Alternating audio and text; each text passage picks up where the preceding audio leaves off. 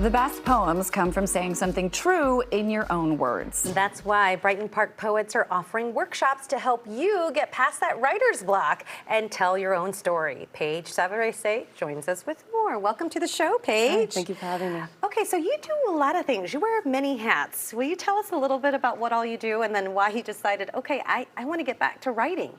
Well, my background is in the trades. I'm a welder. I'm a proud graduate of Chicago Women in Trades. I got into poetry when I was in high school. I used to go to the library after school and read poetry anthologies just for fun. And then I got into some youth poetry programming for free in the city, including Young Chicago Authors and programs like that. And that's how I got inspired to start doing my own free poetry programming in my neighborhood. Okay, let's talk about this a little bit because free is the key word here. That's I mean, right. this is something that you are offering to the community at no cost. Why did you think this was so important to do? Because I think that the literary arts should be more accessible. A lot of the programming that I'd been to before felt a little bit academic and unapproachable, but I think that resources like this are really important for working class creatives like myself. Yeah, and you're saying that there can be an intimidation factor, right, when it comes to poetry. And it seems so highbrow and like, you know, that it needs to rhyme and have, you know, iambic pentameter, I don't know, whatever, right? But what are some of the highlights that you've discovered since starting this program?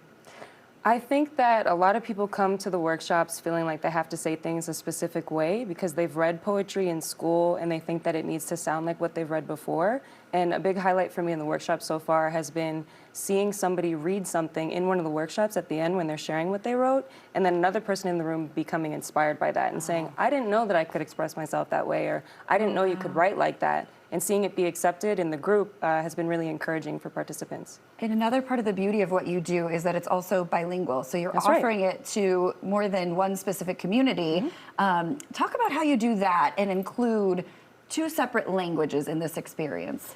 Well, we often choose poems that were originally written in Spanish that are then translated into English. So when we're in the workshop, we'll read it in the original Spanish and then a translation. And then the prompts are offered in both languages as well. And many of our participants are bilingual in both English and Spanish. And Paige, you're just going to give us an example. Pretend, like really quick, that you know we're coming together to write poetry. And how would you start? You would start with a poem that is in both languages, as you mentioned. Would you like to read one? Of course. So the structure for the workshops is we come, we discuss source materials, we respond to timed prompts, and then we write our own things in response and we share. So I brought a poem for you all today. It's called Inteligencia Dame by Juan Ramón Jiménez, or Intelligence Give Me. So a couple lines from the beginning of this poem, first in Spanish, then English. Inteligencia dame, el nombre exacto de las cosas, que mi palabra sea la cosa misma, creada por mi alma nuevamente. So in English, intelligence, give me the exact name of things. I want my word to be the thing itself, created by my soul a second time. Wow.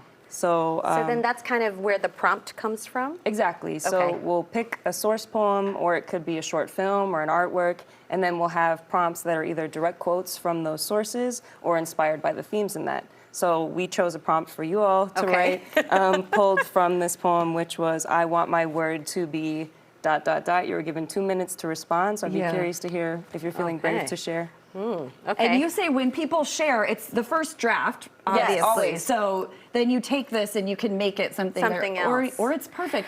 And I think the thing is, the key is the timing thing matters, because if you don't have the timing, you're just going to sit there all day and like be like, oh, what should I write? What am I going to do? And you'll never write. But then you said you 2 minutes, write down, free form, whatever comes to your mind. So our prompt was, I want my word to be intentional. Grab life by the horns, no longer wistful for what could be or sad for what isn't, but how to mold the future while on well-trodden path. Systems with ruts, break free, see the world.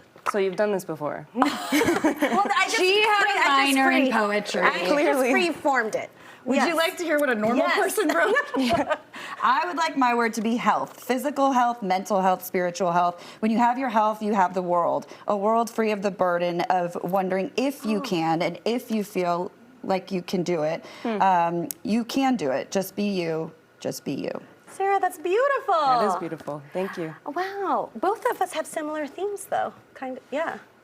Something that's a tradition for us is we always give stickers to people who share These are scratch and sniff. Oh, my favorite kind of Yes, sticker. please. So if you want them now or after. Yes, But you please. guys Here have for done your a phone. real world, there's a real Yeah. world implication here too. You've self-published a book Yes. based on what people started. I believe 17 of the participants Yes. are in this book. Yes, so this is La Cosa Misma. You might notice that it's kind of dirty because these are the sweaty fingerprints of the Oh, nervous love it. poets that shared at our Wow. reading last September for Southside Lit Fest in Bridgeport. So it's called La Cosa Misma, which is actually inspired by that poem that we were reading today. This is my copy. This is the one that everybody read and signed for me. Oh, Beautiful. how wonderful. Look at what you started. This is amazing. Thank you Way so to much. go. Paige, we appreciate you being Yeah. here. Opening our world to new possibilities. The Brighton Park Poets Free Generative Poetry Workshop is next Sunday, July 13th, but there are lots of them upcoming. You can check all of the information there and also find them on Eventbrite and on Instagram. All the information right there on your screen. That smells like strawberry, my sticker. Yeah. It smells like intention. Thank you. Thanks for listening to me.